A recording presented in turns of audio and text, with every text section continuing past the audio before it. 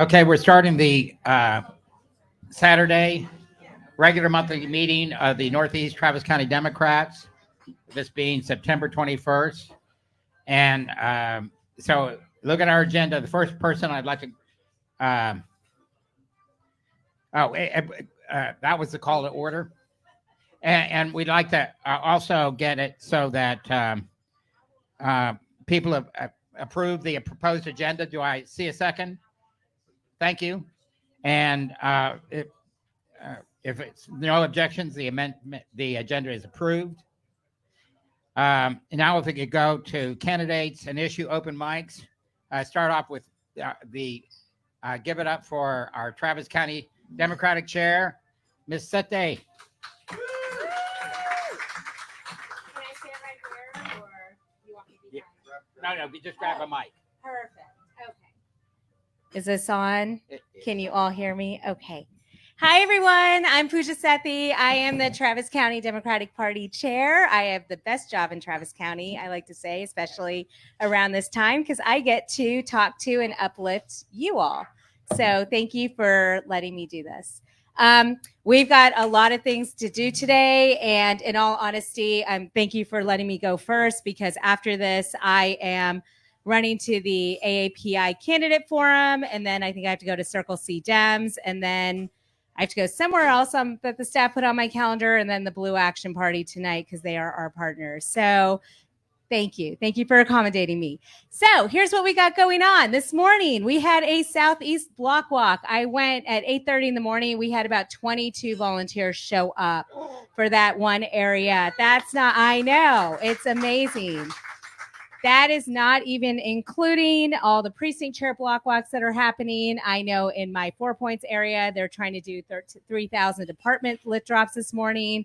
I know up in Northwest at the same exact time, Krista Lane was launching a block walk. And I also know there were other block walks going around. Then I stopped by the office to grab some yard signs, and then there were 7 more people there at the coordinated campaign office who were ready to go block walk around Travis County, just walked in to do that. So I know, this is the momentum we have going. It is amazing. Not only do we have an amazing Harris Waltz ticket going on right now, I don't know if you all look at polls. I look at them probably more than is healthy for any person to look at them. And while we should always get out and vote and not just rely on polls, I think one of the polls I saw most recently had Colin Allred up by 1 point against Senator Ted Cruz. So yes, do not believe polls, but use it to get out there and knock doors, because the way that we keep those numbers up is that we are knocking doors and getting people out to vote. And I like to tell people, yes, Travis County is blue. The way we flip Texas is right here in Travis County, because we need to get out more voters.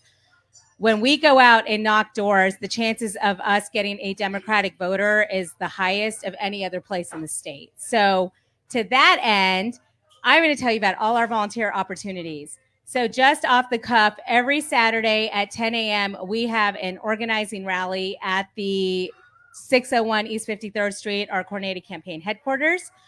Come, if you've never block walked before, learn how to block walk. Saturdays, we are launching 3 block walks every Saturday. And then Sunday, we are block walking each. We are launching another 3 block walks. That is 7 events every weekend. Just the county party is doing. That's not including what the state party is doing in partnership with us and Texas Blue Action. There are plenty of opportunities for us to get out there.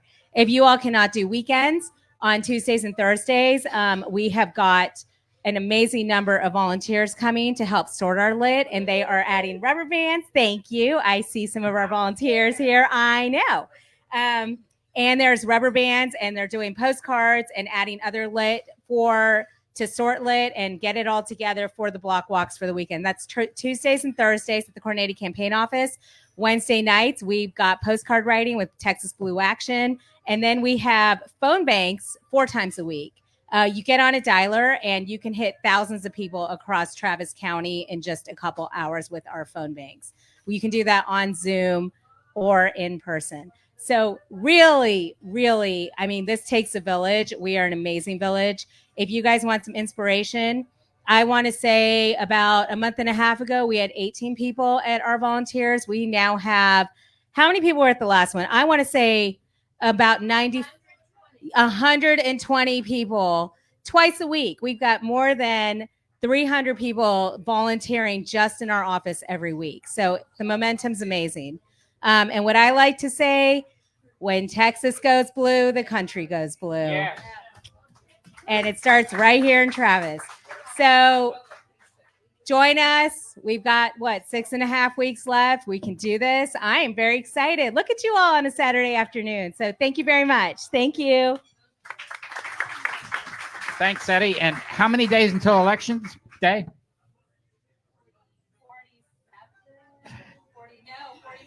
46 days till Election Day. That was a test. And you passed. It's just a, yeah, it's just a blur. Okay, and I know we wanted to, we have one petition here. You want to get up and say a few words about it? Good morning. My name is Ora Houston, and I'm here with a petition for the Daughtery Arts Center. They've been trying to move into a new building for about 20 years. The city council keeps holding them back for various reasons. And so I'll pass this around. So if you want to sign it, or here's this, what is this thing called? A cue card. I can pass that around, and those of you who have those kind of phones can get on that. Thank you so much. Thank you. Thank you, Miss Ora Houston. And I know we have a candidate from the Railroad Commission. Candidate Railroad Commission. Oh, okay. And we have other candidates here. How about Amy Moore?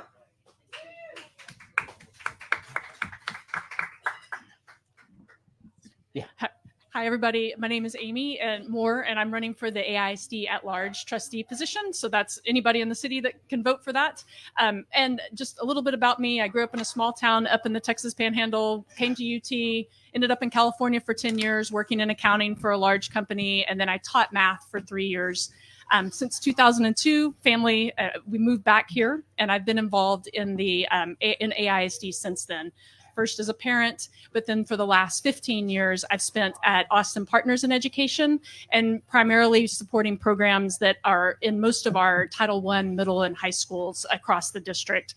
So I'm running basically because I want to be part of a board that's moving our district to really hit our mission of making sure that we prepare all students to thrive in college, career, and life. And I'm not going to lie, it's a tough race in the sense that there are a lot of issues facing AISD at the current moment. So I'd like to just bring my 20 plus years of experience and be able to help us as we solve the budget crisis, because the state is not playing nice in public education and hasn't been for a long time. I'd like to bring that knowledge of what it's like to work alongside in classrooms at our most underserved communities and bring that voice back to the board. So I'm just asking for y'all to, humbly or respectfully endorse me. And then if y'all have any questions, I'll stick around after the meeting. But Amy Moore, AISD. Thank you very much. Well, we'd like to get, is Catherine back? How about Lynn Bracewell?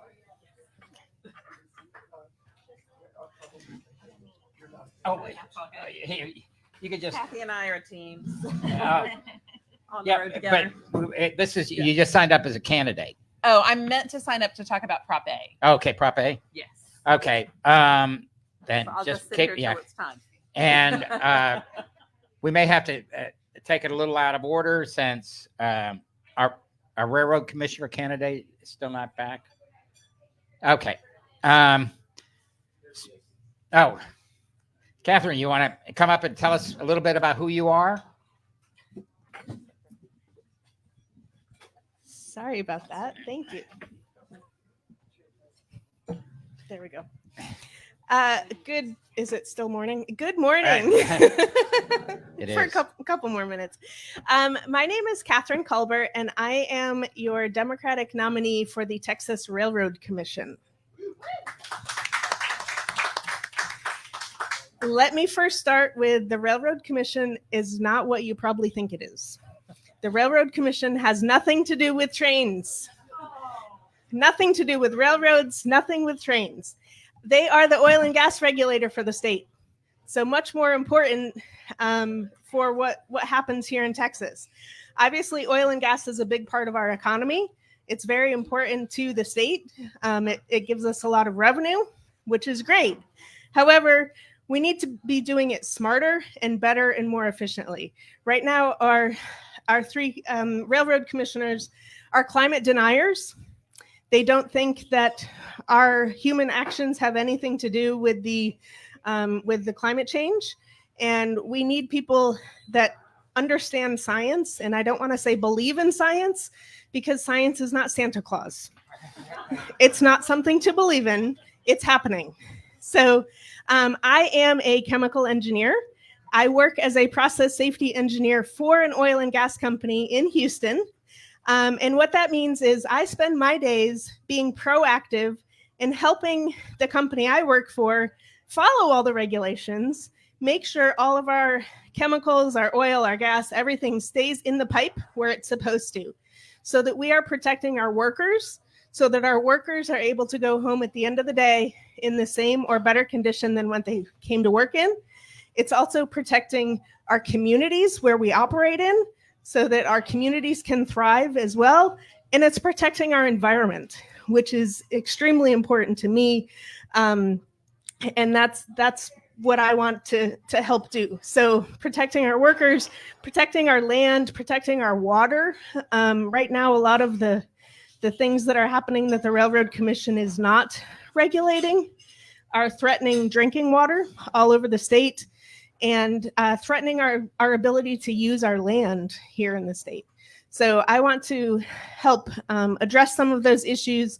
And my opponent gets a lot of her money, both for her campaign, and then also her private money is from the oil and gas industry. She owns, we don't even know exactly how much she owns in mineral rights, and she makes millions and millions of dollars every year off of not regulating the industry that she's supposed to be regulating. Christy Craddock. Tom Craddock's daughter. Yes. So there's a couple things we can look at, right? We can look at corruption versus ethics at the Railroad Commission. We can look at injuring our environment and our workers versus protecting our environment and our workers. So thank you so much for giving me this opportunity. Again, Catherine Colbert for Railroad Commission. Thank you so much.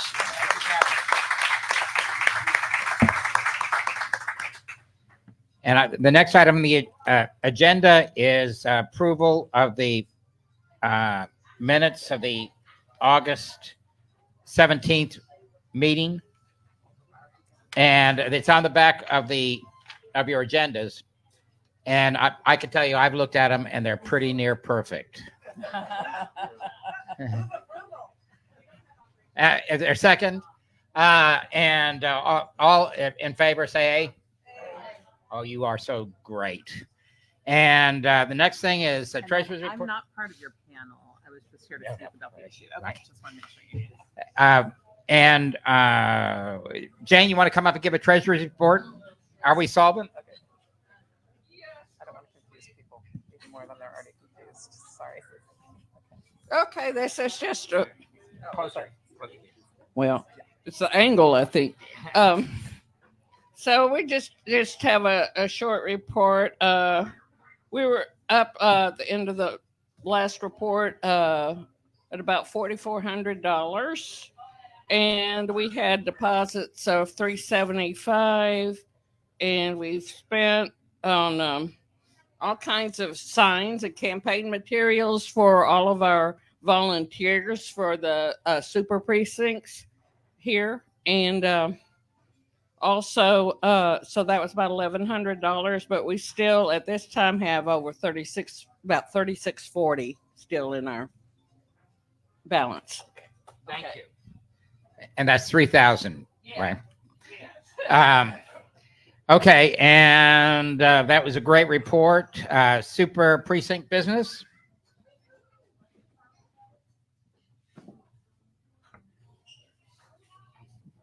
as you're getting up to speak, I just want to. We've got a bunch of signs there. If you in the back, please take them. You know, we're asking for a $5 contribution, but really we need to just get the signs out. So, and also we've got door hanger flyers there for you to grab some as well. Go ahead. All right, I'm Ray Rader. I'm the Windsor Park Super Precinct Chair, which is Mueller, Windsor Park, St. John's, and University Hills. And yay!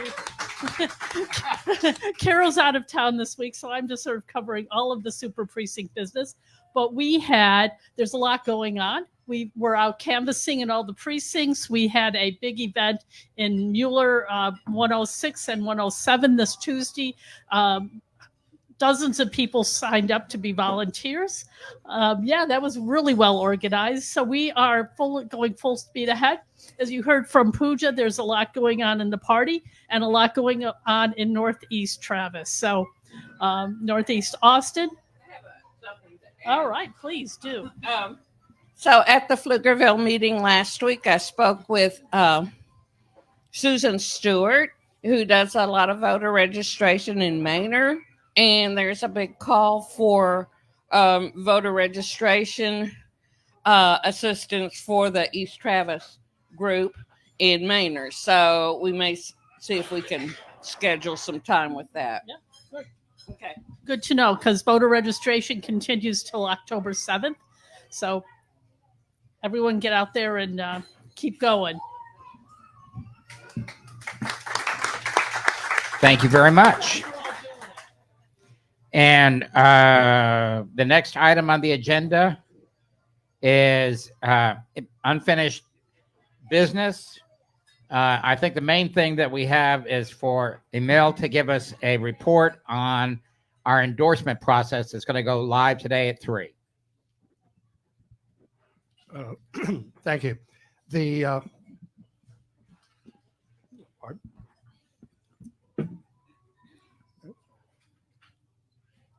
Okay, we're having an online endorsement vote for those positions that we have not previously endorsed a candidate for, which include President and Vice President of the United States, Travis County actions contests that are on, City of Austin, City of Pflugerville, ACC, and AISD positions. Okay, those are once we're addressing the actual vote will kick in today at 3:00, and the vote will go through for 7 days until next Friday at 3:00. It will send out emails with your link and access code to the 70 members in good standing with their dues and are eligible to vote. How do we check on our standing? I believe you're getting one, ma'am. Yeah. We have a 2-week cutoff before a vote so that we don't get people piling on at the last moment. Is it coming from Election Buddy? It's coming from Election Buddy. You should get a notice today. If you don't get a notice today, you can contact me and through the website, netcodems.com, and I'll look up and see if I've made a mistake or if you're not up to date on your dues. And we will publish the results as soon as I can process them next Friday and post them online and send them out to the usual culprits. Thank you. And once again, I want to push the signs. I had to carry those things in from my car, and I don't want to take any back with me. And also if need be, yes. But because we need to get them out. I've noticed signs going up more and more, haven't you? Right? Yeah. And also, don't forget to grab an affordable childcare sign. They are no charge, and it's also very important. Okay. The next item is new business. And I think I'll just introduce the panel. We have two programs today. One, yeah, no, you can stay here. She's different. Well, you're fine. I don't want to confuse things. Too late. I'm confused. So,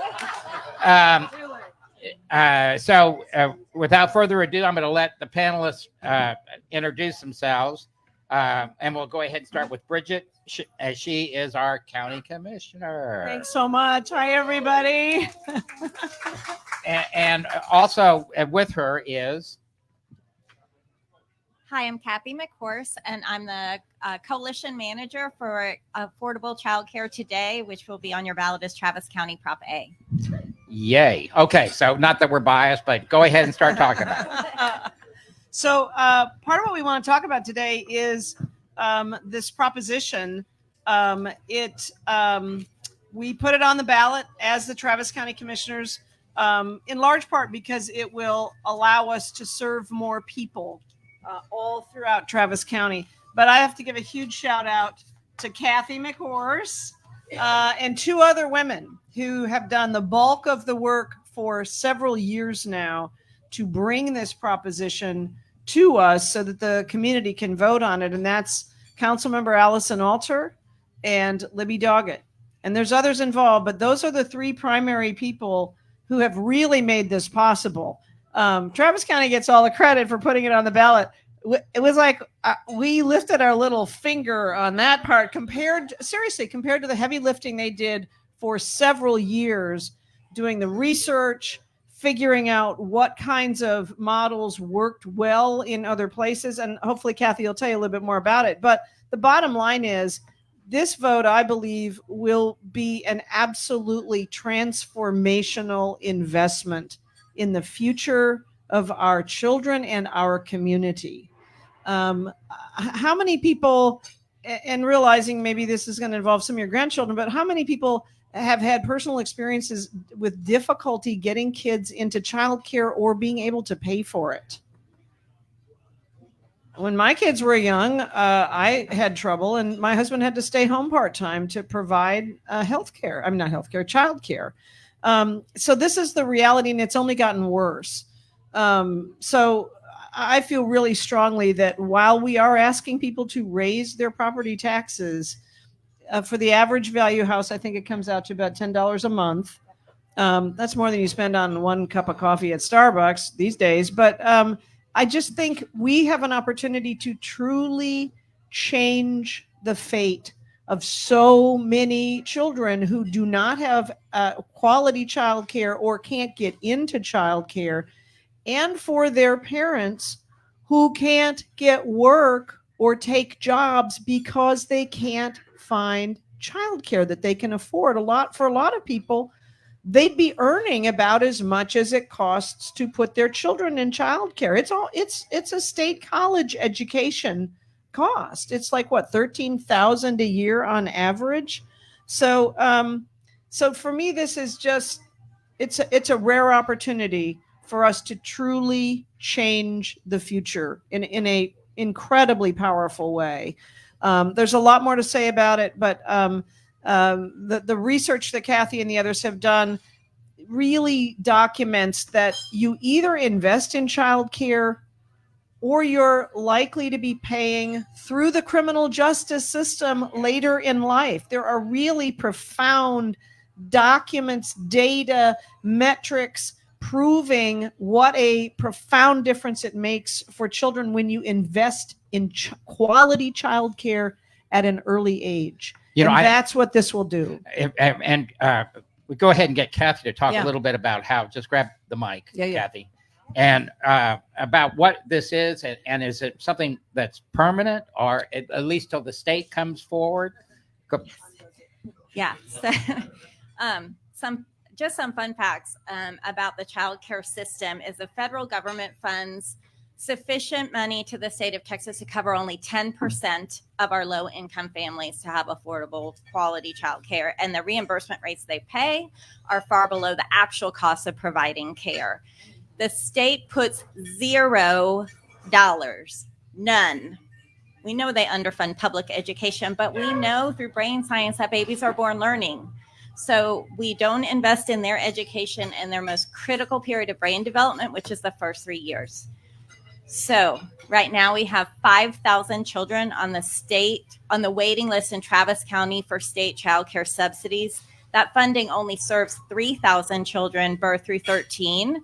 There are 24,000 children in Travis County under age 6 in low income families.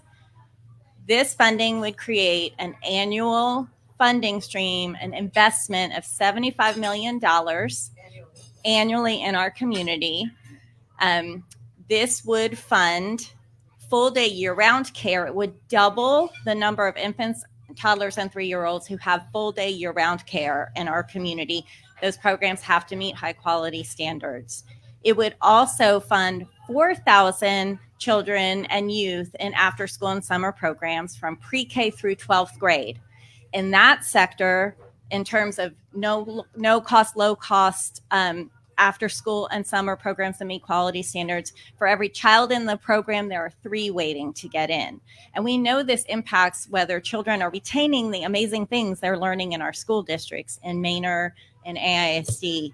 And we also know that Northeast Travis County is a child care desert. So that means for every child who has just a spot in a facility, not even the funding for it, there are 3 who don't. This funding would also expand the hours of child care to the early morning, evening, and weekend. Our child care programs are facing a staffing crisis. They make $12 to $15 an hour. They cannot live in Travis County on that. So they drive to Travis County to work for $12 to $15 an hour. They're not doing it. We have a 30 to 40% turnover rate in the field. That's not good for kids. It's not good for families. It causes a lot of stress on everyone. It also costs our child care programs when they have turnover, which is bumping up the cost for everyone in the community, whether they have a subsidy or not.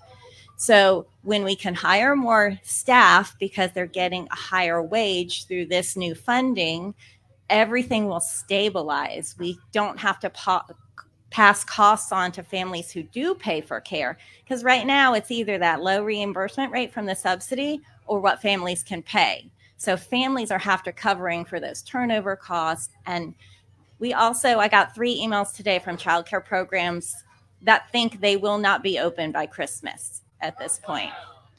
Yeah, they can serve children, but no one has the funding. The parents can't pay for the care. So their childcare programs empty with closed classrooms because they can't afford a teacher, or the families can't afford to pay for the care. So this funding will dramatically change this community's trajectory. We're also making sure that everyone is meeting high quality standards, and also ensuring that we're supporting childcare programs. They are on a less than 1% profit margin, right? No one's making money in childcare. We are giving them coaching and resources so they run their childcare businesses more efficiently. Most are small businesses. There are church-based programs and there are a few nonprofits, but most of them are women, and often women of color, who were excellent teachers or early childhood educators. And they're like, you know what? I can run this program, or I have to, because otherwise it's going to close. We've worked with programs that are still operating on pen and paper, checks and shoe boxes, because they haven't had the coaching and resources to run a business efficiently, and they don't have the funding to buy technology that will invest in childcare management software and those kind of programs. So these are, not only are we investing in more children having access to childcare, close to 10,000 kids between new seats as well as expanded hours, but we're also stabilizing the sector with the resources they need to thrive. Is this working? Is this working? The location of this proposition, is it like way down at the bottom of the ballot? We believe it'll be right after state level, because state, then county. And it's Travis County Proposition A. That's how it'll appear on your ballot. Okay, well, that's great. So I think one of the things we want to tell people to do is, you can vote straight ticket Democratic, but you got to go to the bottom of the ballot. So, Commissioner, I'm real pleased to see that there's this whole dynamic that seems to be happening of not putting as much money in criminal, what they call justice, but to try to keep people from getting into criminal justice. There's an absolute paradigm shift underway at Travis County, and I really have to give credit to Ann Howard and Andy Brown. They've been really profound leaders on this, but the whole court is absolutely behind this, and it does come from this. There's a movement in the country, and there's been a tremendous amount of research and work done on this, that it's a criminal waste of money to put so much money into an incarceration model instead of investing in diverting people from jails and providing them, in many cases, it's the health care and medication that they need. A huge number of people in our jails have mental health diagnoses. The jail is the worst place to provide mental health care to people. It's not designed for it. Our staff doesn't have those skills. Our staff is great. I have huge shout outs to our corrections officers and our operation, but it is not the right place for people whose main so-called crime is untreated or undiagnosed mental health issues. So that's a big part of the push. We are actively attempting to divert people, and now we don't have places for them now, which is why they keep ending up in our jail. But I have to give a big shout out to Central Health as well. They are a very active partner and have a vision for developing a continuum of care which can help to stabilize people, get them on proper medication, get them on their feet, and get them out of this cycle of, because what's happening now is people are cycling through the emergency rooms. They are only allowed a limited duration of care, and then they're discharged. And for quite a while, I think it's improving a little now, but for quite a while, the area outside Del Med on 15th Street was one of the highest arrest sites, because people who were mentally ill and were not yet well or stabilized were being discharged and were engaging in activities that caused them to be arrested. So there's a massive effort to shift that paradigm into a greater investment into trying to help get people well and back on their feet and out of the criminal justice gerbil wheel. Well, let me go ahead and ask Kathy real quick. You talk about how things, parents can't get into childcare. With the passage of this proposition, we hope, how will that statistic, you think, change in the coming year? Yeah, well, I think in the first year, once we'll get it set up, like I said, these investments will immediately, we do have to set it up, right? Like it will take some time. It won't start immediately, but in the first year, there's a lot of planning done.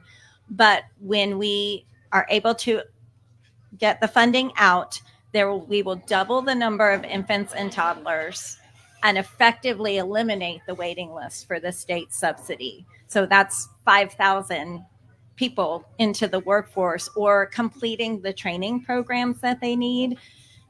I think the other piece is it will also dramatically help us with our school readiness and our cost to our school system, because when children are in high quality care, they enter kindergarten with the skills they need to be successful, and that requires the high quality care.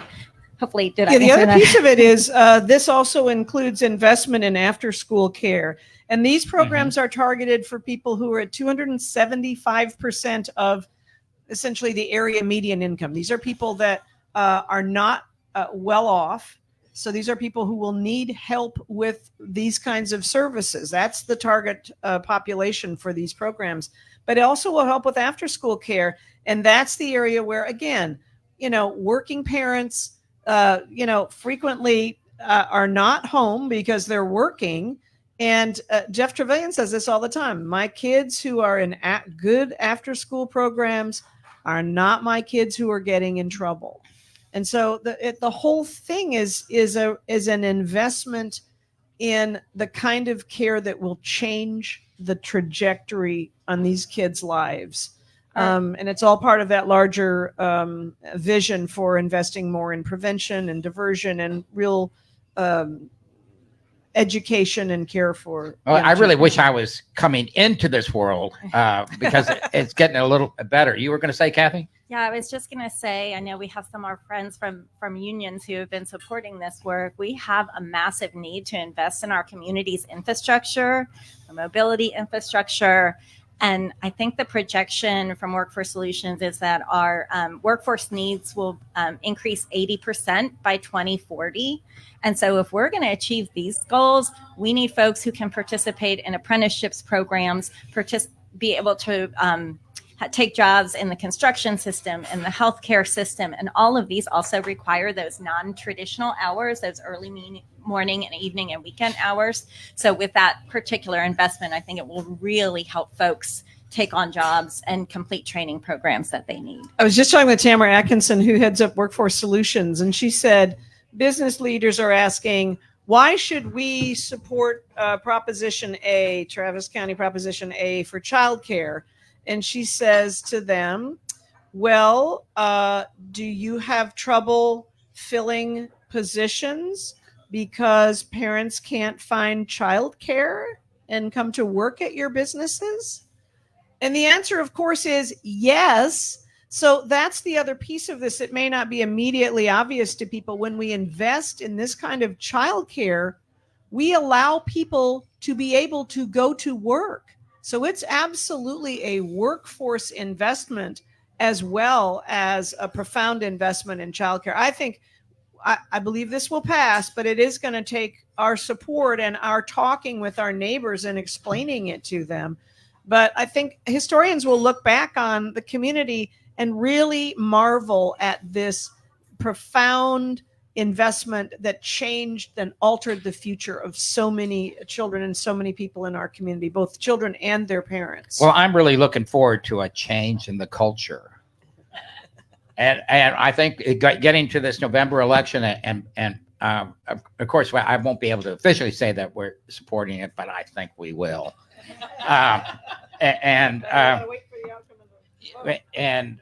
If we could go ahead and get the other members of the second panel to come up. But I mean, this Proposition A, I am so proud that Travis County has stepped into the breach. But really, thanks so much to the women who did the hard work. So you got to question that. I was going to say, we have flyers, buttons. We have buttons and signs. Everything's free. And if you need more, let me know. Yeah, take the signs home. Another thing that we don't want to carry out. Yes. I just would like to say that I did mental health consultation in childcare, early childhood education centers, quality centers, and I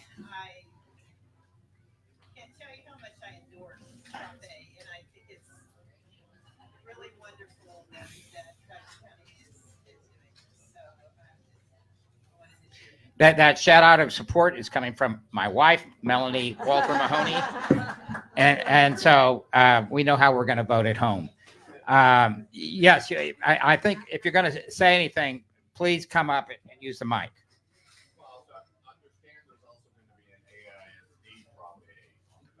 That's correct.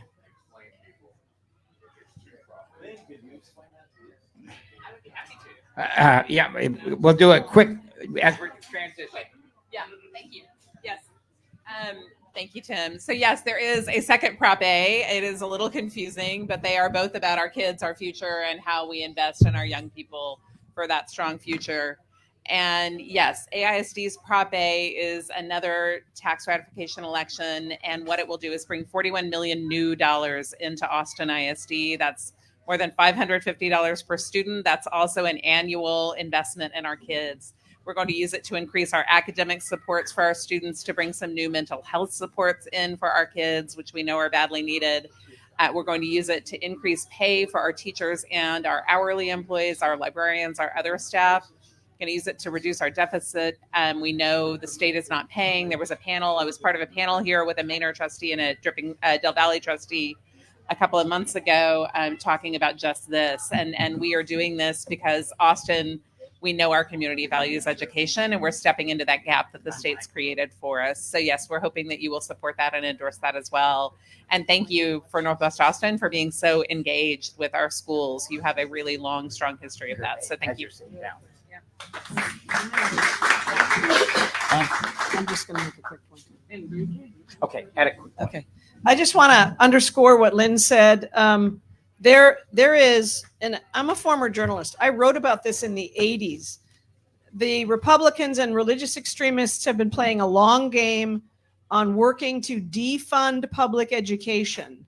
And mostly they're not saying the quiet part out loud, but the Wilkes brothers and Tim Dunn, these religious extremists in West Texas who are very, very wealthy oligarchs, they're the ones who gave Abbott $6 million. And it's part of the reason why Abbott pushed so hard for vouchers and why he went after the Republicans who didn't support it and defeated a number of them in Republican primaries. But we are looking at an existential threat, not just to public education, but to our entire democratic process.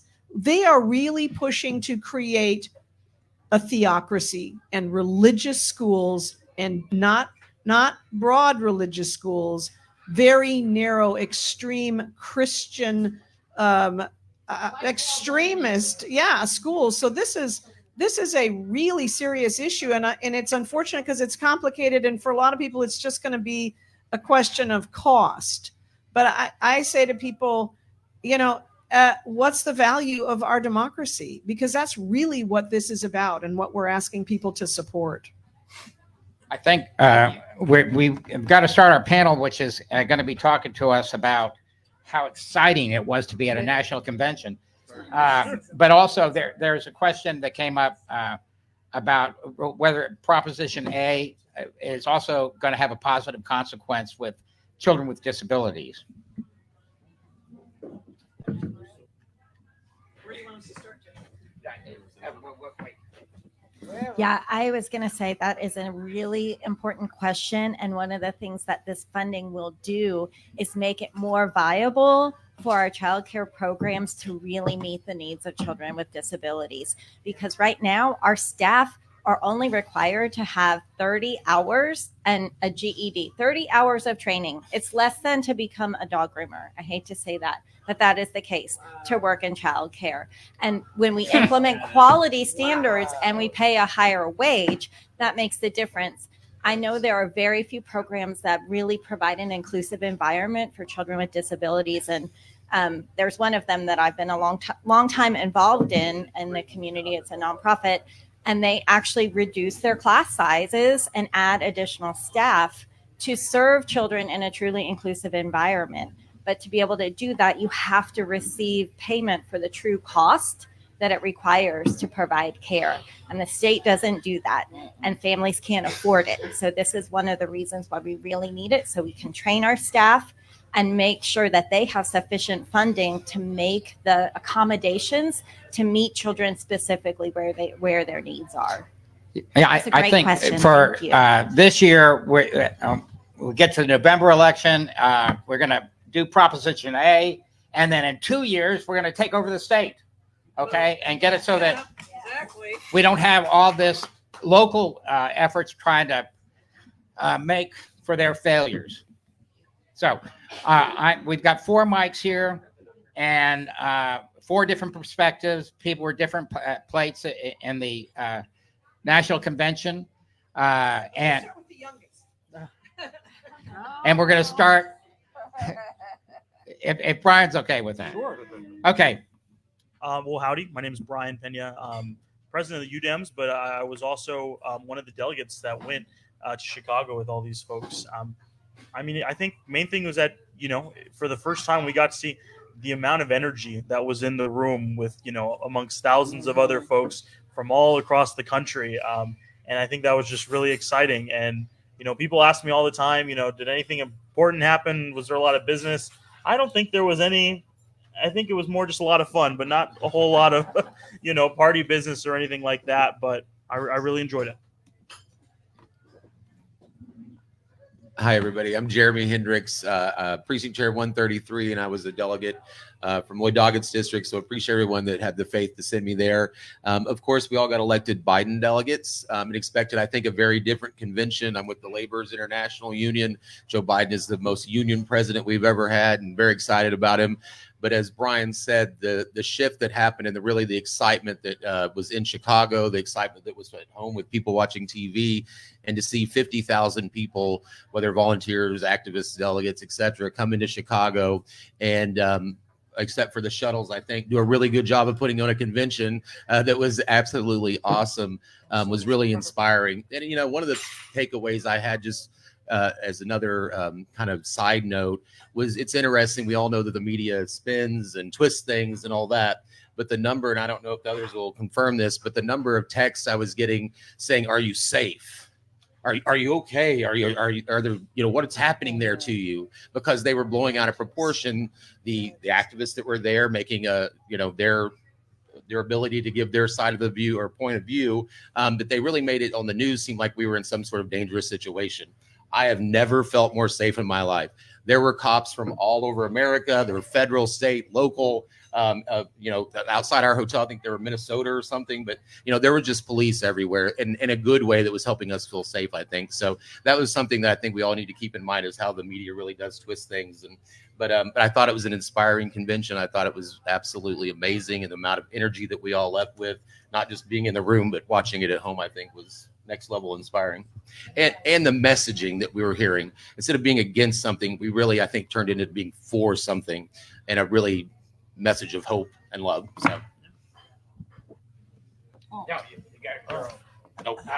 Oh, yeah. Dan, you want to go ahead and go next?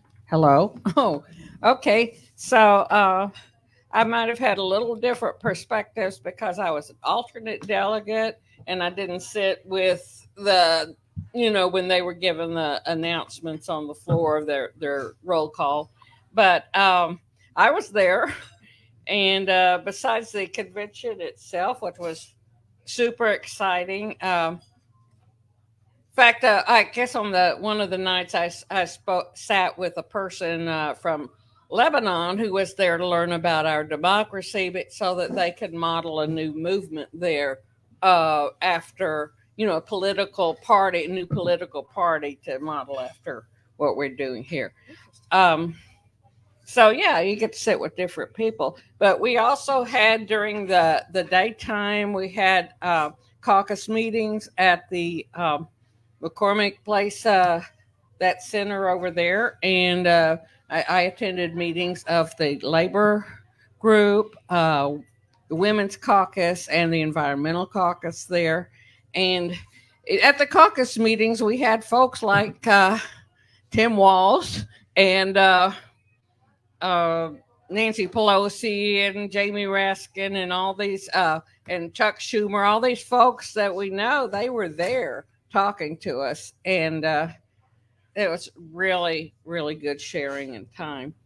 So, yeah. Anyway, so it was great and really super exciting.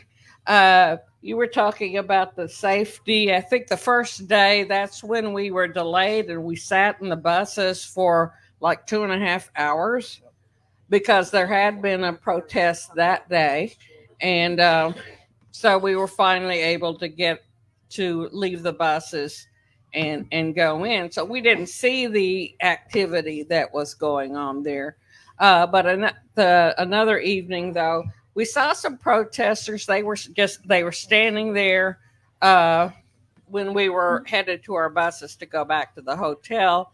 And, they were just holding signs and there was no arguments or loud shouting or anything like that. It was a, reasonable group. So I feel for them because, because it's a tragedy what's happening there with the Palestinians. But you know, Biden can't make those decisions by himself. It's like it has to be them agreeing in Israel. Anyway. Thanks, Jane. I got there by a different route. I'm a little embarrassed to say this, but I shared this sentiment with so many people. I chose not to try and become a delegate because I just felt so strongly that Biden needed to step aside. And I love Biden. I'm a giant Biden fan. He has done more on climate than any other single person except for maybe Al Gore. And it's really profound what he's done with the Infrastructure Act, the Inflation Reduction Act, with so many policies that they've advanced that people are not aware of. These are the largest investments in clean energy and reversing climate change in the history of the planet. Seriously. So I'm a giant fan, but I just thought we are doomed if he's at the top of the ticket. And so I passed on becoming a delegate. And then when they picked Kamala, I was like, I can't believe I turned this down. So I put out about 20 fishing lines to just figure out how can I go as a guest. And Congressman Doggett, who gets large credit for Kamala being at the top of the ticket, he took tremendous heat from people for saying the truth. And people attacked him for being disloyal. And my point was, there's loyalty and there's honesty, and we've got to be honest about what's going on. So anyway, he got me a guest pass. I was able to go the last 2 days, and I was like a kid at Christmas. I've never been to a presidential convention before. So this was just unbelievably thrilling. And I have to say, the level of excitement was like in an electrical storm. I mean, the atmosphere was crackling with excitement. I was up in the bleachers for the most part, although I snuck down on the floor for the Wednesday night. The sheer professionalism of the presentation was unparalleled. I think they probably hired some really talented Hollywood producers because it ran like clockwork. They had so many people on the podium, and one of the many things that struck me and impressed me was the incredible depth and breadth of our Democratic leadership across the country. I'd never heard of half of these people. Who knows who the governor of Connecticut is? Do you know she's a woman? I mean, when they introduced her, I was like, what? Who knew that? So anyway, just profoundly talented, smart, thoughtful, articulate, charismatic Democratic leaders across the country. And they were showcased. They were on parade. And I think they did us all proud, but they are all remarkable leaders in their own right. And we got to see that. And it's a testament to the incredible quality of the speakers that Bill Clinton was one of the least interesting speakers of the whole thing. The other thing I want to say, and I've hardly been able to say this without blubbering, I had an incredible sense of patriotism, and I consider myself patriotic. I love my country, but I've been so furious at how the Republicans have been wrapping themselves in the flag while they're urinating on what it stands for. I've just been like, I'm not going to do that. I don't feel good flying the flag and chanting USA to all these stupid things the Republicans are claiming it stands for. But when Kamala spoke about her experience, her parents' experience as immigrants, what they were able to achieve in this country, what it stands for, I was like, going through boxes of Kleenex. And there were people all around me weeping as well. Well, I think that I agree. I watched the convention largely here, and I shared with my wife while we were watching it. This is not boring. It was really. It wasn't a convention. It was like a very deep, sophisticated talent show. Incredible. Yeah, it was. It kept it interesting, and I got the feeling that the Democratic Party was going from a hierarchy to a grassroots movement. So that's why I think it's going to happen here in Texas. So if you could go ahead and expand on your notions of what your impression was coming out of the convention. let's talk about that. But really quickly, one of my favorite moments was much like Commissioner Shea. I think there was a lot of elected officials that realized once it was Kamala, they were flocking over, trying to get any way they can. And one of those people was Rep. Lulu Flores. I think she came on day 2 or 3. And the way it works is, you can kind of get into the convention center, but it's a lot harder to get inside the actual arena and, see what's happening. Because there's curtains, they kind of don't let you in unless you have a specific delegate pass.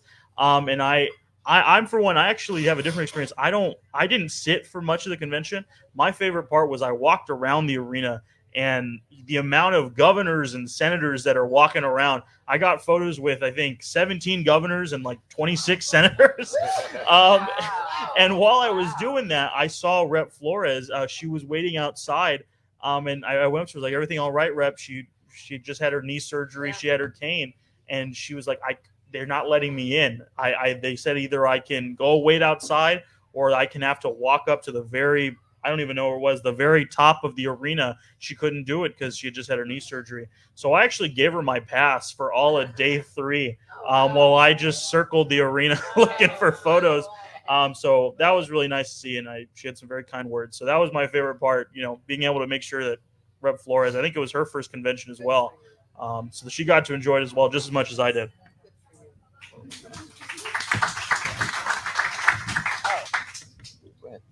I was just thinking, one of the really strong feelings that I had when we were, waiting in lines to go through security and different things, or heading out, while I'm sitting in the convention, feeling the kinsmanship and relationship with everybody, realizing we are all Americans. Those are my fellow Americans, and they were from all over. But, it was like a sisterhood, brotherhood, closeness, because we're representing democracy and we were witnessing. Yeah. Yeah. I'll just add that I know it's been mentioned what a diverse convention it was and how many great speakers there were, but it was really interesting from the first day I arrived, the day before it all started, talking to local workers, talking to my cab driver, things like that. They're kind of like, what's in town? Oh, yeah. And they weren't excited. But you could tell each day people that don't give a damn about politics necessarily were like, oh my God, did you hear that speech last night from so-and-so? And it's just because they saw it in the local news maybe, or they heard it on the radio, and just normal people getting more and more excited and interested, or seeing someone like them or hearing someone like them on TV, which never happens at a Republican convention unless you look like me, a straight white guy. And so it just was really inspiring seeing regular folks kind of get more and more excited, because that's exactly what has to happen here at the grassroots level, like you said, for us to really win this thing in a big way. There were interesting commentary and write-up by various political journalists covering it. And one that I found really interesting was, I think, New York Times reporter said, I never thought I'd go to a Democratic convention and see a focus on faith, family, and freedom. And somebody else said, the Democrats are reclaiming patriotism and love of country. And I think that's really important. I think that's always been there, but the Republicans have, claimed some, proprietary ownership of it. And what they've done with it is it's just so profoundly wrong. I mean, I wear this t-shirt because I think it's important to say, let's make stupid embarrassing again. The fact that people are willing to give up their democracy and turn it over to an authoritarian nut job like Trump because they are paying a little more money for their eggs or their milk. I mean, come on. Yes, people have to afford food, but you're really ready to sacrifice your country and your democracy for that? I just think we have to start having really serious conversations with people. It's so alarming to me that half our country, at least half the people who are polled, are still firmly behind this guy when he just seems so incredibly unfit for office. I don't get it. I used to think Americans had a lot of common sense, and I don't believe that anymore after what I've seen with these election run-ups. But the other thing I want to say for the convention, it was so well organized that every next speaker that was coming up, they had hundreds of volunteers in the aisles with these big placards on poles, ready to pass them out. So like before Tim Waltz came up, who knew he was going to have his whole football team from high school where they went from a 0 season to winning the state championship, and they're all stuffed into their old, football, jerseys. But right before he came out, they passed out these poles with the big placards that said coach.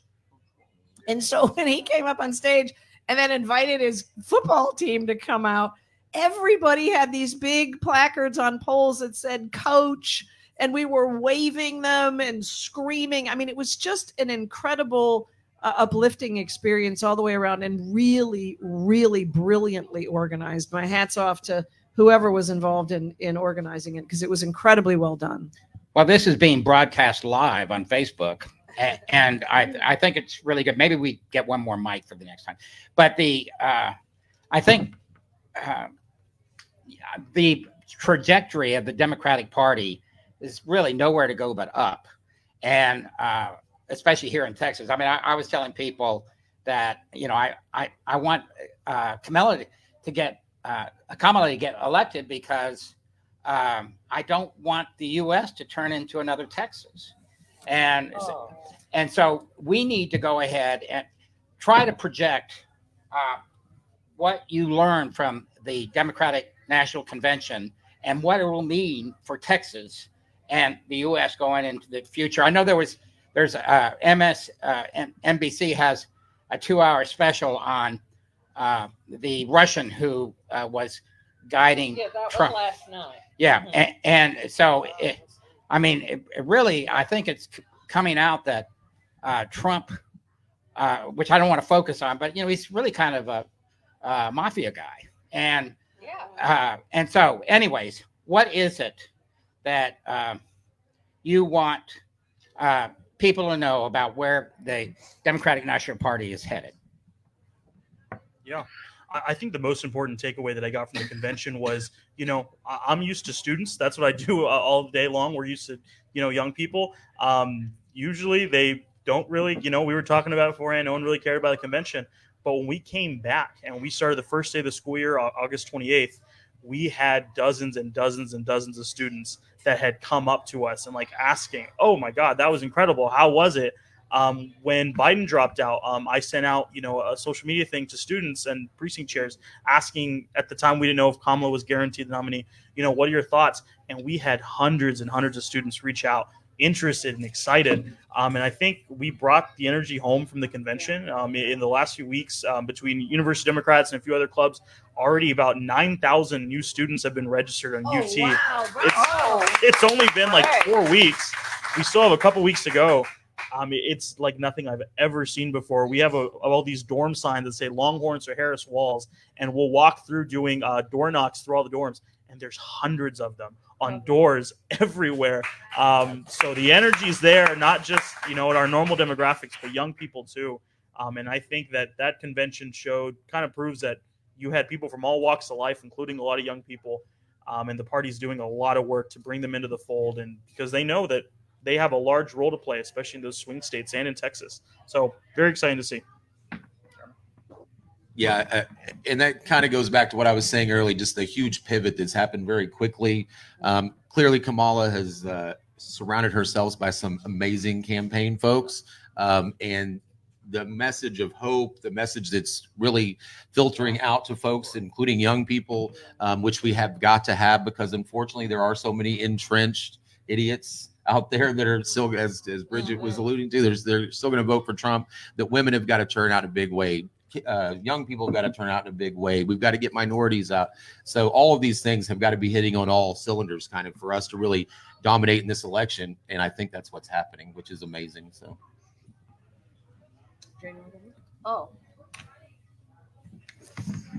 Well, I think because I've been of the inspiration from all the convention and the campaign activities. I guess it's a firsthand thing that my oldest daughter, who is big Trump person. I did have a serious conversation with her, and she is dependent on Obamacare for her health care. And she has experienced miscarriages and these things.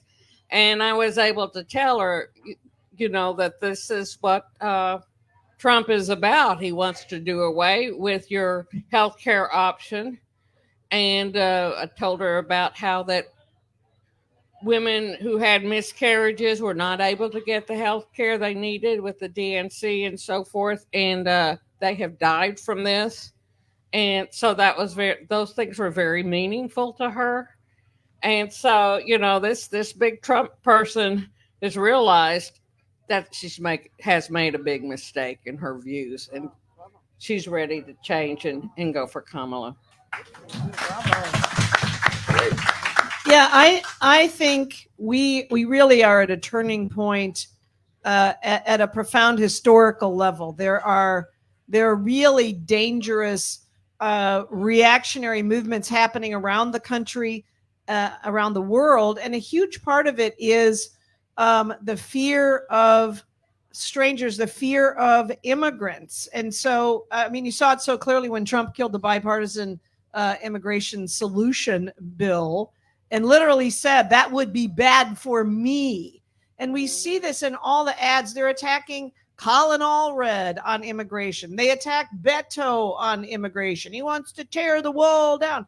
So they're using this fear to try and poison the whole social fabric. And the contrast with Kamala, who has this powerful personal story of being the child of immigrants, who has the opportunity to become president of the United States, and who's benefited from this, and it's part of this larger narrative of our country. So we have this horrible stark choice that reminds me of like the Terminator movies with Trump, where there's this awful, dark, terrible, oppressive future versus hope and opportunity and freedom and choice for people. So I think there is so much at stake. I genuinely believe Trump could wreck the world if he got elected. And so it's not just, wouldn't it be nice to have Kamala? It is vote like our lives depend on it, because they do. So I'm so inspired by all the young people, all the volunteers. We're hearing these stories over and over again. People are signing up to register to vote in record numbers, are volunteering at party headquarters at record numbers, showing up at club meetings and that kind of thing. So we have a very limited period of time to get this done. And I think it's going to be close. As much as I love Kamala and I'm so impressed with everything the Democrats have done, I still think it's going to be close. Well, I hope so, but we can't assume that, and we got to work hard to make that happen. So wrap it with that. Thank you. Yes, I think I agree with you that I'm very optimistic. I think that we're going to elect a new U.S. senator, and I have some hope that we're going to elect Kamala here in Texas. So and go all the way down to the bottom of the ballot. So this is what we need to do. Work with your precinct chairs, work in your precincts, and let's make it so that we have a relationship, social relationships, where we're looking at each other being family members and a good family system. Yes. I would like, Brian, would you speak around the issues of voting on campus? Yeah, so I know that over the summer and last few weeks, there's a lot of talks. The FAC's gone. That was our historic polling location that we'd had as early as, I want to say, we have a record going back to 1988 was the first time we've seen it been used and hadn't been gotten away with yet. We started with 4 polling locations about 6 years ago. We're down to 1. And that was the FAC was the last one. They got rid of it. And the reason why it was such a big deal was, yes, they gave us a polling location at the Union next door, but they cut the machines in half. And that's the important part to know. And thanks to our county commissioner and our Judge Brown and the clerk, they're working on it. I think we're back up to a normal amount of machines. But at the end of the day, we just need more polling locations. We're a campus of 50,000 people in about a 1 square mile radius. It's a lot of folks for one polling place, one real central one. But what UDEMS has already done, and thanks to some of the folks in this room that have contributed, we purchased shuttles. So we have 2 charter buses that are going to be running on the last day of early vote and election day, which is when lines in 2022 exceeded 4 hours. And those are going to be running. They're 50-person charter buses every 15 minutes. And they're going to be shuttling people down to the Austin Rec Center and up to LBJ to hopefully keep those lines as low as possible. So it's a big undertaking, but it's what needs to be done to make sure that students don't have to wait 4 hours to vote. We're working on it.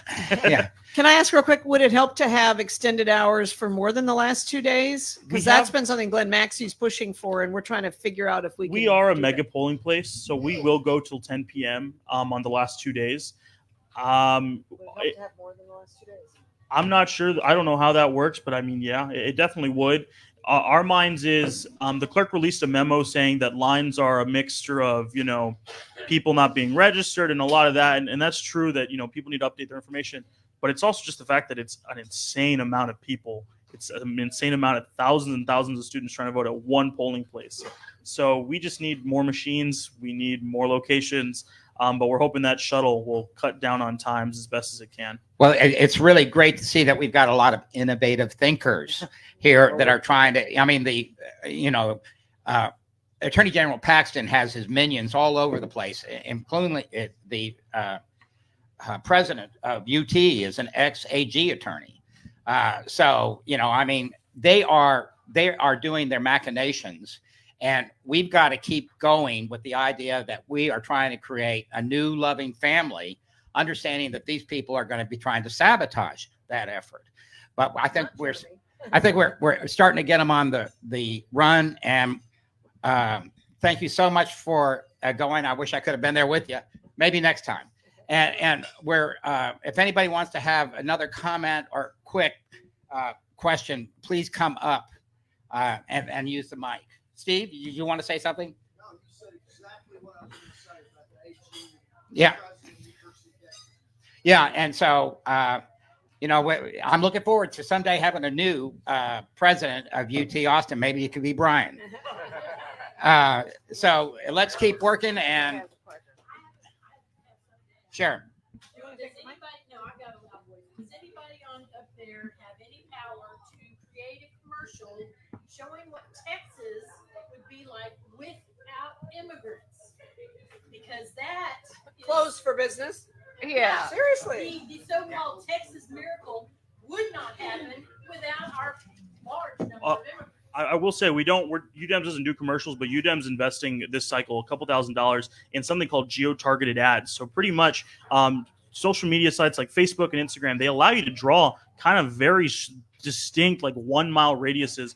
And we have those over UT Austin, St. Edwards, Houston Tillotson. We have some up in District 6 for Krista Lane's race. We're trying to put some in Wilco for that House race. I can't remember her name right now. So yeah, geo-targeted ads. They're not exactly commercials, but they will show up constantly on Facebook, Instagram, and we can guide them on the age range of people that see them. We're guiding them to younger folks, 18 to 30. So that's one of our big programs this cycle. Working decently so far. Okay, without further ado, we'll call it the end of the meeting. Thank you very much for showing up, and thank you, Facebook friends. Yeah.